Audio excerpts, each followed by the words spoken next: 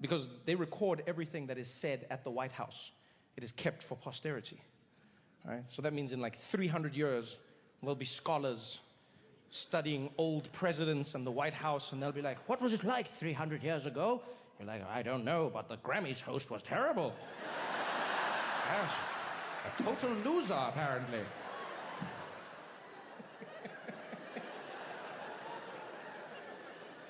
And a bunny was performing at the Super Bowl. Also terrible. Absolutely terrible. What a time.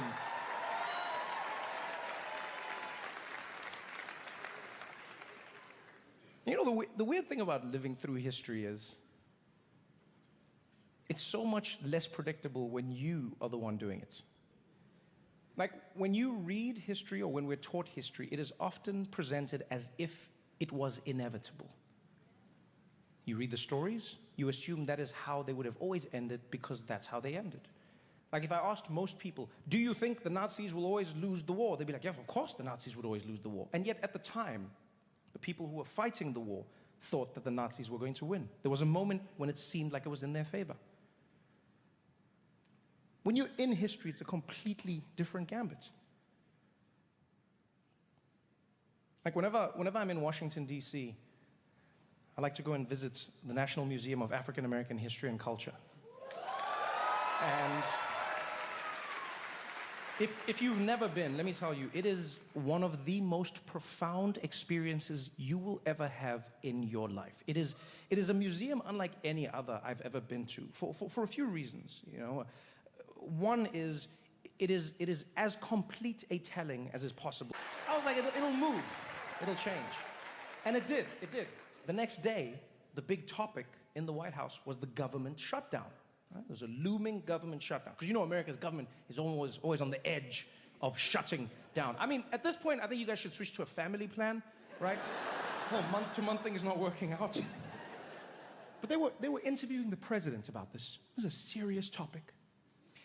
And in the middle of a conversation about the government shutdown, some journalist from the back of the room shouts out, Mr. President, are you going to sue Trevor Noah for what he said at the Grammys? I'm like, dick? I was gone. Yeah, I always wondered what happened to that kid who was like, oh, teacher, you forgot to give us the homework. Then Trump went back in. Oh, yeah, Trevor Noah said I was on Epstein. Gonna sue him. Total lightweight, loser. Yeah, and so now I might be getting sued by the President of the United States. Yeah. I don't know. I don't know if it's a woo. I don't know if it's a ooh. No, I'll be honest with you. I don't know how to feel because I don't know how this will play out. If it was a normal time, I'd be pretty confident. Donald Trump would sue me. A judge would throw it out for a multitude of reasons. Well, you know, First Amendment protections, free expression, jokes, satire, all of these things are covered in a regular time.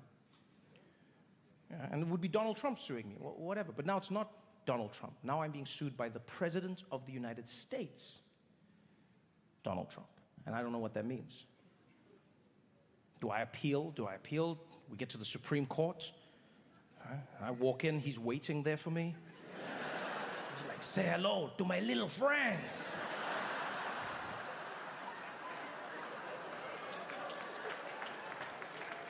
I don't know. Nobody knows. Yeah, with him, there is no knowing. You know? Just ask Nicolas Maduro, former president of Venezuela and current inmate of New York City. Yeah, he was president of Venezuela. And then all of a sudden, he wasn't. The story is even crazier. What happened was, and you can go check this yourself, what happened was, Nicolas Maduro was on TV giving an interview. And then he joked about how people are threatening him, alluding to Donald Trump. And he was like, man, I'll be fine, we'll be good. And then he played a song, No War, Just Peace. And then he started mocking Trump by doing Donald Trump's dance move.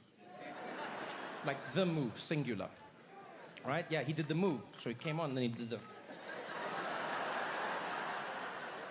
You know the move, the double jerk off.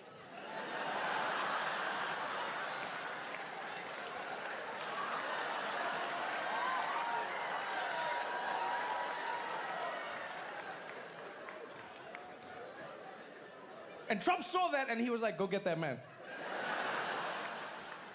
Go get that man.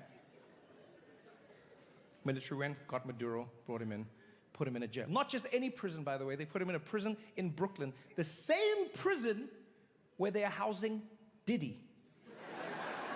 Imagine that. I thought I had problems. Nicolas Maduro, he's having, whew.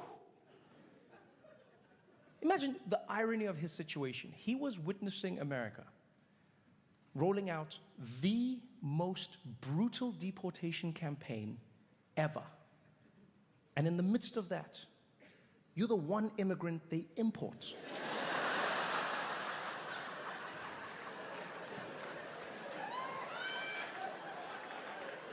Maduro's probably the only immigrant who supports ICE. Yeah, he used his one phone call for them. He's like, hello, ICE, come get me, man, come get me.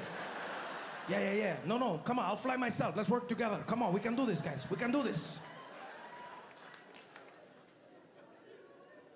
That's why I say you don't know how it's going to go. Nobody knows anymore.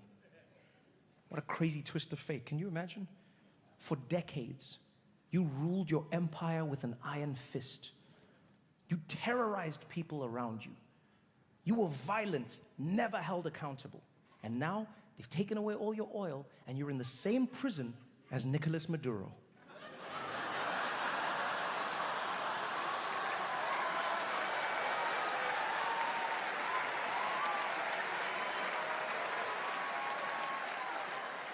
Ain't that a bitch?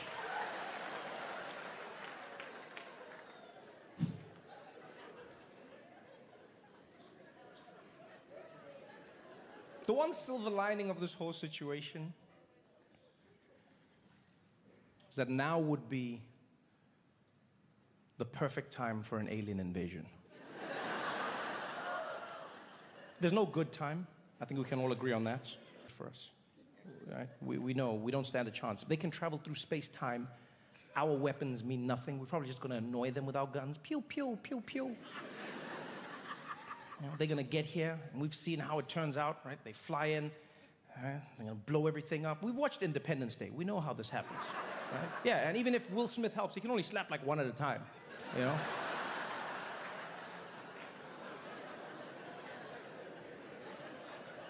So what do? I think about it all the time. Genuine, I think about alien invasions all the time. It is my Roman Empire. Like, what are we gonna do? What are we gonna do? Well, I never used to think about this. Like, when I lived in South Africa, this was nowhere in my mind. But in America, it's a real thing. Yeah, because when aliens come, this is where they're gonna come. Yeah, they're gonna fly here, they come straight to Washington, D.C., blow up the White House, and they go to other countries, you know, they go to London, blow up Big Ben. You know what time it is? And they fly to other landmarks, blow everything up. I know, it's an issue. America first, I get it. Yeah. When I was in South Africa, this is something I never thought about, ever. Because I knew when aliens invade, they're gonna go, they're gonna blow up the world. But the one place they don't go is Africa. Yeah, you've seen the movies. They never invade Africa. I used to watch those movies all the time, and I'd wait. In the movie, the president would come and be like, citizens of Earth, aliens are invading our planet. Then you'd see the aliens invade, and then you'd be like, wait, I guess Africa's not on the planet? What is happening? They never invaded. Can you think of a single movie where they invaded Africa? No. What? District 9. No. And screw you for trying to mess up my special. Sitting up there in the balcony like a king. District 9, I tell you. Off with his head. No.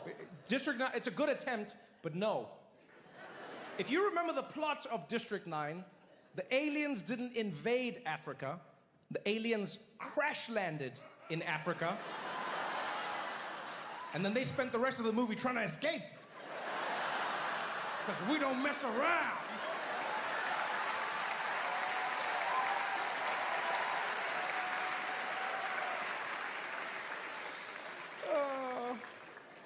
Hollywood is so messed up. Yeah, it's just like, what's the worst thing that could happen to aliens? What if they were trapped in Africa? Aliens never invade, man. They don't invade Africa. They just never did. I used to think it was because they felt bad for us. Yeah, because as a kid, I used to love watching those movies. I still love watching them now. But as a kid, I loved those movies. Anything with aliens, I was there. And my mom, she would give me she'd make me like a big bowl of popcorn at home. And we would sit on the couch together. And she'd watch all of those movies with me. Not, she hated them, but it said parental guidance, and she took that very seriously. Like one day she was walking past, and then it was like, we recommend parental guidance for this film. And she was like, I gotta watch this. And then she did it every movie going forward. I would have to run and call her sometimes. The show would just start randomly on TV and be like, parental, and I'd be like, Mom! And she'd come in and be like, what am I doing? I need you to guide me. Yeah, but then like 5 minutes in, I feel like I was guiding my parental, because she would sit there, and then the whole movie she'd be like, what's happening, Trevor? Who are they? Who are these people? Why are they doing this? What's going on here? I'd be like, Mom, I'm with you. I started this movie with you.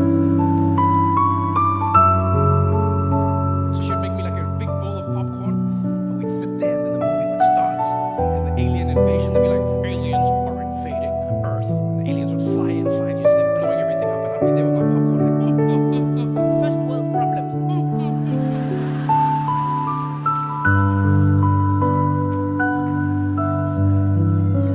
I genuinely thought, I was a little kid.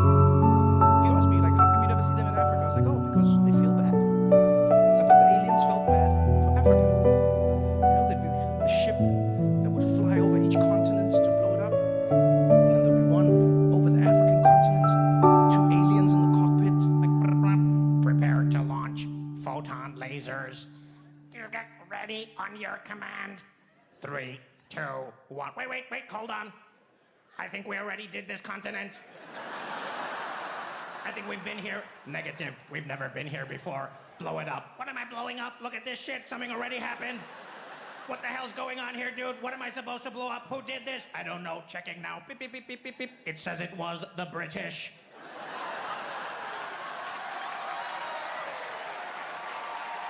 Yeah!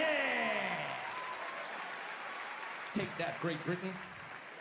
Hashtag never forget.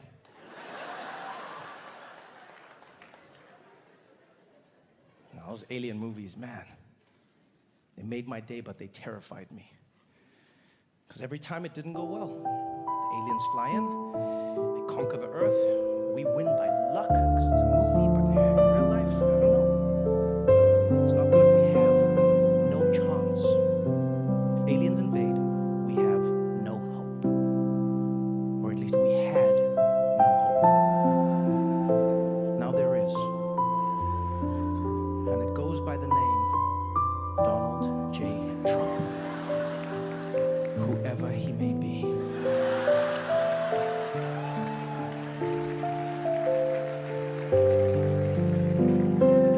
I don't like it, but I think it's the only way. Know how it starts. It's going to be that giant mothership that flies into our orbit, and that massive thing that blocks out the sun.